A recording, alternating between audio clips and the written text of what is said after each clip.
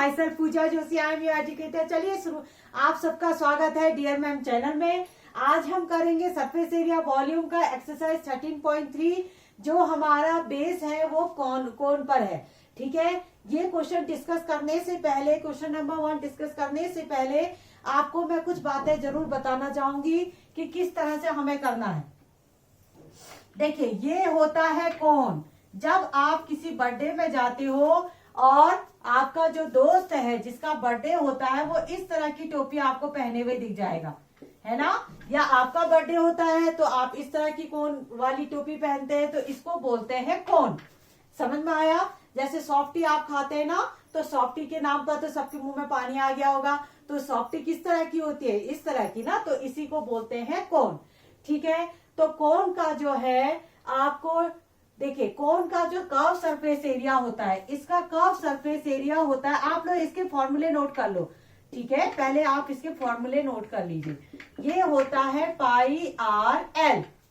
देखो, ये होता है आर, इसको बोलते हैं आर, इसको बोलते हैं एच। ठीक है, ये होती है हाइट और ये होता है एल, जिसे हम स्लैंट हाइट बोलते हैं। स्लैंट हाइट मतलब तिरछी ऊंचाई। ठीक है, ये होता है पाई आर एल का फॉर्मूला, ये हो गया। और एल निकालने का तरीका है l square equal to h square plus r square. L square को ऐसे लगाते हैं। आप चाहो तो यहाँ पर पाइथागोरस थ्योरम का यूज करके भी, क्योंकि एच हमेशा 90 डिग्री बनाता है, तो आप यहाँ से पाइथागोरस थ्योरम से भी निकाल सकते हो। ये पाइथागोरस थ्योरम ही है एक तरह से। तो एल की अगर ऐसे वैल्यू चाहिए तो रूट लगा के भी आप कर सकते हैं। H square plus r square निकालिए, फिर उसका रूट निकालिए, तो एल आपको मिल जाएगा। ठीक है, ये तो बात हो गई कर्व सरफेस। कर्व मतलब जो गोल वाला सरफेस है, ये वाला सरफेस है ना। बर्थडे कैप देखी होगी आपने, जो ये इस तरह से तिरछा वाला गोल होता है उसे बोलते हैं कर्व सरफेस। अब आता है आपका total surface area of cone. आप लोग इसको नोट जरूर करना। ठीक है, बड़ी इंपॉर्टेंट बातें हैं, इसको आप स्किप मत करना। ये नहीं कि डायरेक्ट क्वेश्चन में घुस जाओ आप, पहले इंट्रोडक्शन जरूरी है। देखो, टोटल सरफेस एरिया क्या होता है, ये होता है formula pi r l plus r. Pi r l plus are.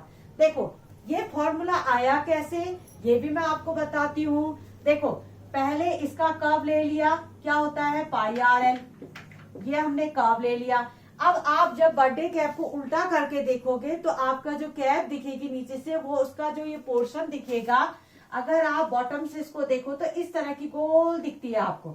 इस गोल का सर्कल का एरिया क्या होता है, पाई आर स्क्वायर होता है ना।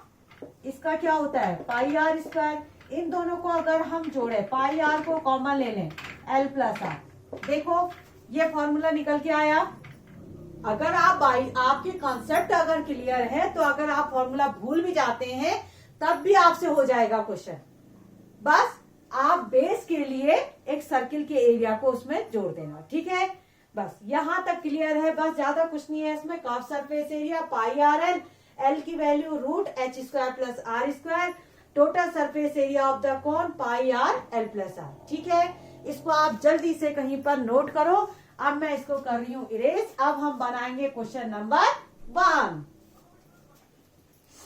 अब हम बनाएंगे क्वेश्चन नंबर 1। बहुत इजी है, आसान है क्वेश्चन, ऐसा कुछ नहीं है, आराम से हो जाएगा आपसे। ठीक है, देखिए आपको एक कोन दी है, कोन बना लो पहले। प्यारी सी बर्थडे कैप, आज जिसका भी बर्थडे होगा तो वो इस बर्थडे कैप को हम उसको पहना देंगे। अच्छा, अब इसका जो डायमीटर आपको दिया है वो दिया है 10.5 दिया है। इसकी स्लैंट हाइट आपको मिली है 10 सेंटीमीटर मिली है। इसका नाम लिख दो, ABC लिख दो, नाम दे दो, है ना। ये किसकी है, टिक्कू की है। टिक्कू कोई बच्चा होगा ना, उसकी बर्थडे कैप है, आज उसका बर्थडे है तो आज उसका बर्थडे मनाते। ठीक है, ओके। तो ये हो गया आपका। एल आपको दिया है, एच की कोई बात इसमें नहीं करी है तो एच का कुछ नहीं देखेंगे हम। अच्छा, स्लैंट हाइट आपको मिली है। हाइट और स्लैंट हाइट में ध्यान रखना, अगर स्लैंट लिखा है तो ये वाली हाइट होगी। ठीक है, ओके। अब हमको कर्व सरफेस एरिया इसका फाइंड करना है, तो सबसे पहले आर निकाल लें। आर कितना होगा, 10। अच्छा, सेंटीमीटर वाला तो कोई चक्कर है नहीं ना, ये सेंटीमीटर कोई प्रॉब्लम नहीं है। अगर यूनिट अगर अलग होती है तो चेंज करना पड़ता है। देखो पॉइंट हटाओ, नीचे 0 बढ़ा, 5 2 जा 10, 5 1 जा 5, 4 जा 20, कितना आया 21/4, ये आया आपका सेंटीमीटर। ठीक है, तो अब यहाँ पर curve surface area of cone क्या होगा, पाई आर एल। पाई की वैल्यू 22/7, आर की वैल्यू 21/4 और एल की वैल्यू 10। ठीक है,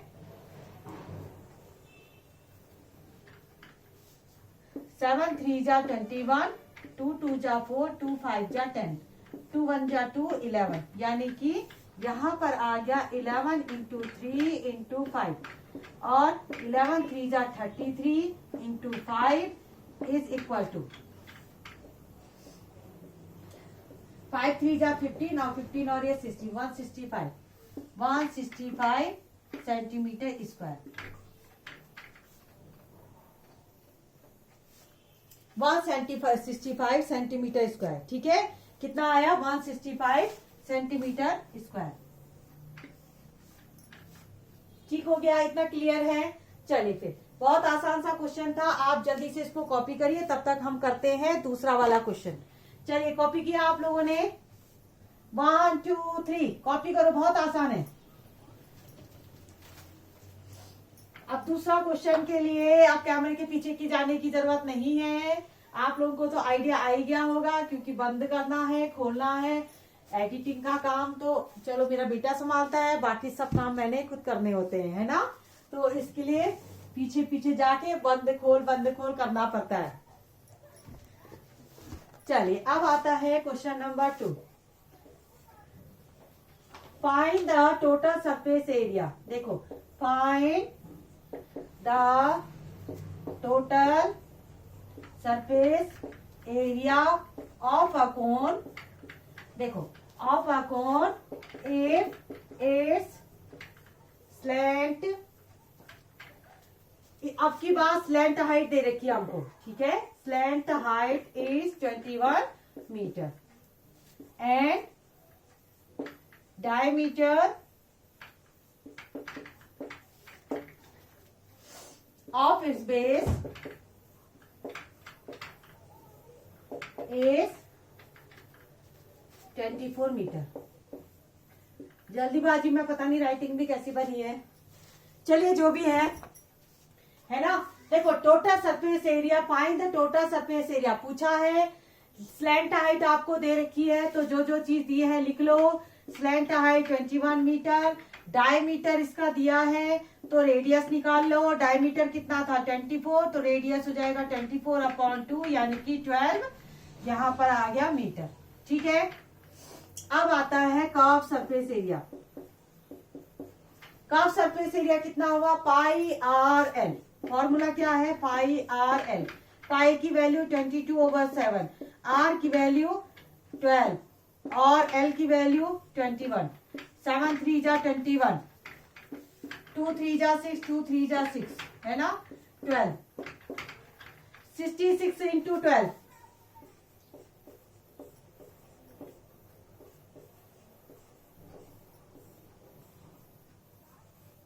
792। कितना आया 792।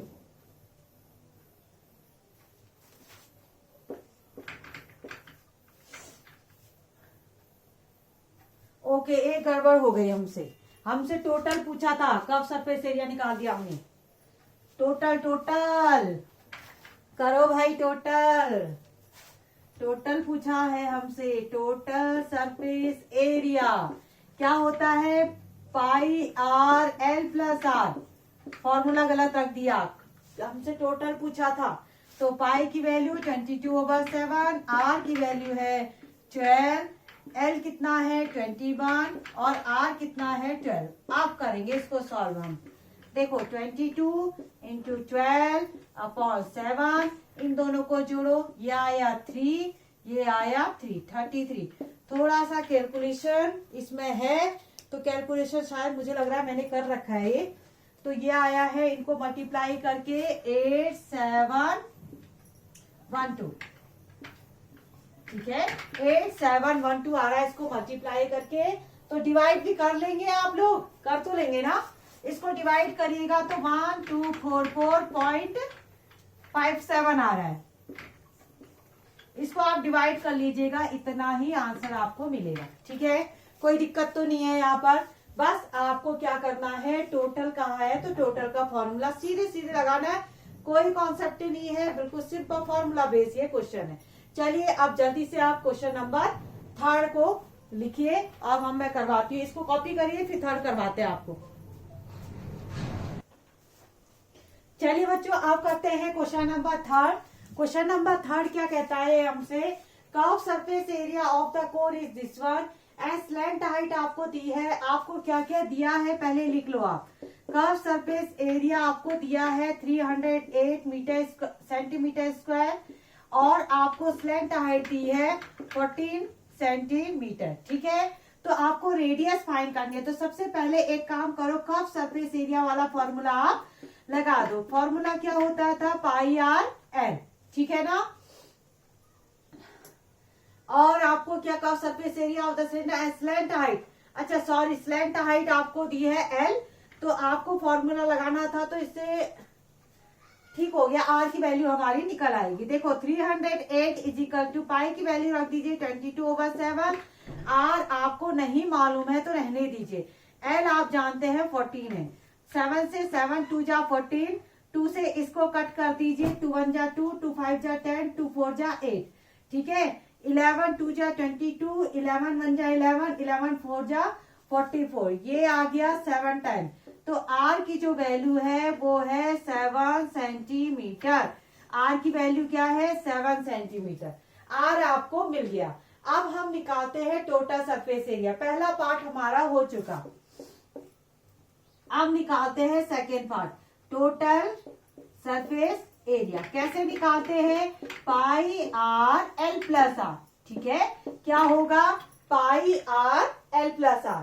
पाई की वैल्यू 22/7, आर हमने जस्ट अभी निकाला है, एल की वैल्यू 14 प्लस आर यहां से। ठीक है, 7 से 7 कैंसिल और यहां पर है एल प्लस आर। आर की वैल्यू 7 रख दो यहाँ पर। देखिए कितना आया, 22 इंटू 7 और 4 कितना हुआ 21। इसको मल्टीप्लाई करिए तो जरा,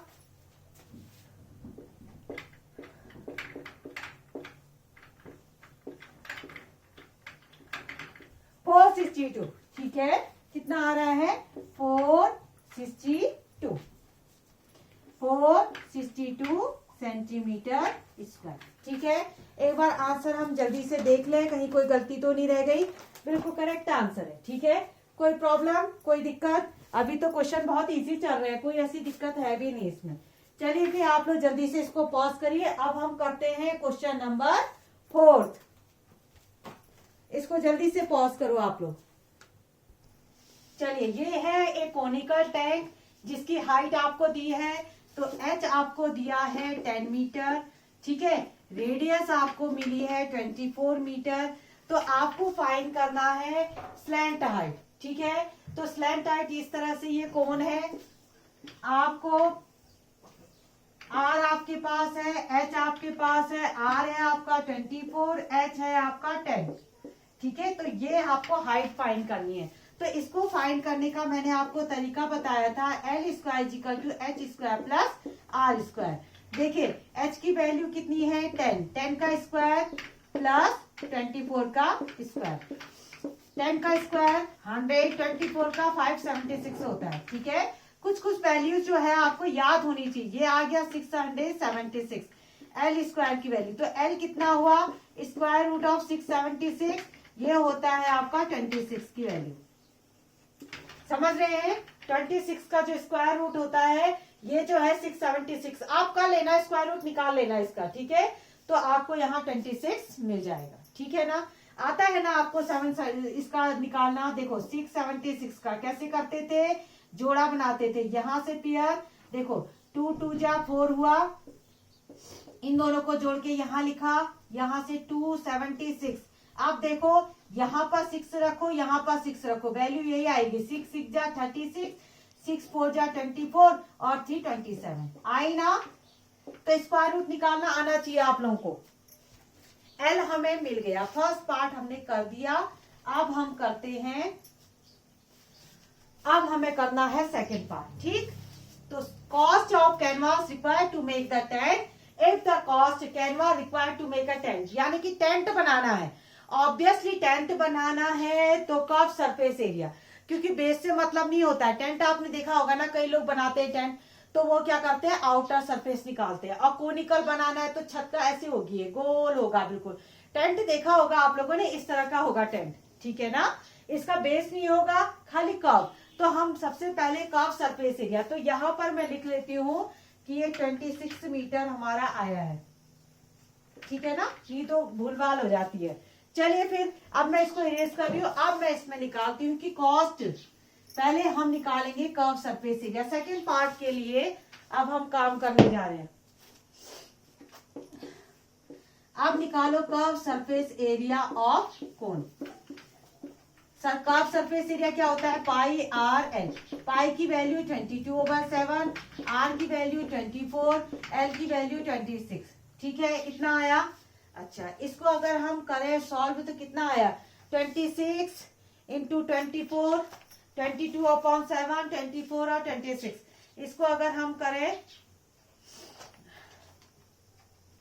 ओके ठीक है, इतना रहने दीजिए। आप एक काम करते हैं, अभी इंटू नहीं करते हैं, ठीक है, अभी इंटू नहीं करते, इसको इतना ही छोड़ दीजिए। कर्व सरफेस एरिया आपको मिला। अभी हमने यहाँ रेट भी निकालना है ना, हमें तो रेट से मतलब है। तो total cost of canvas, canvas का कॉस्ट कैसे निकाले, ये निकाला है आपने। इसको 70 से मल्टीप्लाई कर दीजिए, 22/7 इंटू 24 इंटू 26 अपॉन 70, ठीक है। रेट से मल्टीप्लाई कर दीजिए, पर मीटर स्क्वायर का जो रेट होगा ना उससे मल्टीप्लाई कर दीजिए। अब इसको कट कर लेंगे, 7 10 जा 70, तो ये आ गया आपका 22 इंटू 24 इंटू 26 इंटू 10। बस मल्टीप्लीकेशन बचा है और कुछ नहीं बचा है। कर ले भी मल्टीप्लीकेशन, कहाँ करें। ये पिक्चर तो आपको समझ में आ ही गई होगी। यहाँ मैं इसको इरेज कर देती हूँ, थोड़ा मुझे कैलकुलेशन करना है अब, है। देखो 24 इंटू 22 कितना हुआ, 2 4 जा 8, 2 2 जा 4, 2 4 जा 8, 2 2 जा 4, 8 12 5 28, ठीक है। फिर हम इसको मल्टीप्लाई कर देते हैं 26 के साथ, 8 6 जा 48, 6 2 जा 12 और 4 16, 5 6 जा 30 और ये 31, 2 8 जा 16, 2 2 जा 4 और 5, 2 5 जा 10, 8 12 5 6 7 और 3 1 3 7 2 8, 1 3 7 2 8 और पीछे से 10 है तो 0। इतना रुपया बहुत खर्चा आने वाला है इसको बनाने के लिए। एक बार मैं देख लेती हूँ, हाँ ठीक है, आंसर बिल्कुल करेक्ट हमारा है। क्योंकि कई बार ऐसा होता है ना, कैलकुलेशन गड़बड़ हो जाती है, इसलिए इस बार मैंने क्या किया, मैंने एक बार पहले क्वेश्चन बना लिए कि कहीं कहीं कैलकुलेशन में मिस्टेक ना हो जाए, तो फिर वो मुझे बहुत दिक्कत होती है, फिर दोबारा एडिटिंग करना पड़ता है ना। आप लोगों को भी दिक्कत ना हो, क्योंकि कैलकुलेशन करते समय हम भी इंसान ही हैं, आपकी तरह गलतियां हमसे भी हो जाती हैं। इसलिए मैं चाह रही थी कि इसको अवॉइड किया जाए, और थोड़ा कैलकुलेशन मैंने पहले ही करके रखा था, तो यहाँ हमने इसको मैच करा दिया, तो बिल्कुल कोई दिक्कत नहीं है। ठीक है, इतना क्लियर हुआ। चलिए फिर आज के लिए इतना ही, बस आज ही फिनिश करते हैं, नहीं तो आप लोग भी सब बोर हो जाओगे, कहोगे वीडियो बहुत लंबा बना दिया। तो यहीं पर फिनिश करते हैं, 4 तक हो गया, बाकी के क्वेश्चन बस 1 या 2 दिन में आपके अपलोड हो जाएंगे। ठीक है, तो आप लोग बिल्कुल पढ़ाई करते रहेंगे, अच्छे से करियर बनाइए। देखो मैं आपको फिर आपसे कह रही हूँ कि आप जो अभी बोएंगे वही भविष्य में काटेंगे। अगर अभी आपने लापरवाही करी, ये आपके साल बहुत ज्यादा क्रूशियल है। इसमें जो है बच्चों के कितने, लगा लीजिए अभी जो नीट का रिजल्ट आया है 2020 नीट का रिजल्ट, उसमें कई बच्चों के जो है 1 2 बच्चे हैं, उनका नाम तो मुझे याद नहीं है, लेकिन फुल में से फुल 100% मार्क्स इन्होंने सिक्योर किए। तो सोच लीजिए वो बच्चे किस तरह के बच्चे होंगे। जो नीट का एग्जाम इतना टफ होता है, जिसको क्वालिफाई करना बहुत मुश्किल होता है बच्चों के लिए, उसमें वो टॉप करते हैं और वो भी 100% मार्क्स के साथ। तो सोच लीजिए वो बच्चे कहाँ हैं और आप कहाँ हैं, अपना कंपैरिजन उनके साथ करा लीजिए। समझ रहे हैं? तो अगर आप चाहते हैं लाइफ में सक्सेसफुल होना, तो आपको ये क्वेश्चन तो करने ही है, एक्स्ट्रा भी अपने स्किल डेवलप करने हैं। तभी आप आने वाले समय में सरवाइव कर पाएंगे, तभी इतने लाखों बच्चों के साथ कम्पीट कर पाएंगे। नहीं तो बहुत मुश्किल है, स्ट्रगल बहुत ज्यादा है। आप समझ लीजिए, ये बात आपको कड़वी लग रही होगी, लेकिन अगर आप सोचें कि हम थोड़ा बहुत कर लेंगे और बहुत कुछ हो जाएगा, तो ऐसा नहीं है। आपको बहुत ज्यादा मेहनत करनी है और ये आपका बेस है। ये साल अगर आप 6th 7th 8th 9th 8th से चलो 6th 7th 7th 8th 9th 10th 11th 12th ये 4-5 साल बहुत अच्छे से पढ़ते हैं, तो आपको बहुत ज्यादा हेल्प मिलेगी। 70% आपका कंप्लीशन तैयार हो जाएगा। बाकी का बचता है 30%, वो तो आपने एक्स्ट्रा करके करना पड़ेगा। तो जो भी आप पढ़ो, अच्छे से पढ़ो, एक्सीलेंस के साथ करो, तो पक्का 100% गारंटी आपको सक्सेस मिलेगी। एक्सीलेंस लाओ। जो 3 इडियट का सीन देखा था ना आपने, पिक्चर देखी थी, वो बहुत मूवी बहुत इंस्पायरिंग है। तो अगर आप उसको देखना है ना, तो आप उसको जरूर देखिएगा। उसमें क्या बताया, अगर आप एक्सीलेंट हो, कई लोग ऐसे हमने देखे हैं अपनी लाइफ में जो एक एग्जाम में कई एग्जाम एक साथ बीट करते हैं। पता लगा उनका 3 या 4 जगह से सिलेक्शन होता है, तो वो सेलेक्ट करते हैं कि हम कौन सी नौकरी करें। और कोई ऐसे हैं जिन्हें एक एक नौकरी के लिए भी कितना हाथ पैर मारने पड़ते, फिर भी जॉब नहीं लगती है। तो इसलिए वो कंडीशन ना आए। अगर आप एक्सीलेंट है, आप अगर अच्छे बच्चे हैं, आपके पास स्किल है, आप बहुत अच्छे हैं, आप में कमांड बहुत जबरदस्त है, तो आपको आगे बढ़ने से कोई रोक नहीं सकता है। ठीक है, चलिए इतनी बातें बहुत हो गई, आप लोग भी फिर बोर हो जाते हो लेकिन ये जो है ये सच है। हम अपने एक्सपीरियंस 18 ईयर का एक्सपीरियंस मुझे है, तो उस एक्सपीरियंस से मैं आपको बता रही हूँ कि आपको एक अच्छा बनना है, एक्सेल करना है, अच्छा नहीं होना है, आपको बिल्कुल मास्टर होना चाहिए। उसके लिए आप प्रैक्टिस करिए, बहुत सारी प्रैक्टिस करिए, एक्स्ट्रा क्वेश्चन भी लगाइए, एग्जाम्पल भी लगाइए, आप एग्जाम्पल भी बनाने की प्रैक्टिस करो, उससे स्किल बढ़ेगी आपकी। ठीक है, और कंपटीशन में आपको ये बहुत हेल्प करेगी। चलिए आज इसी के साथ आप लोगों से विदा लेते हैं। Okay bye.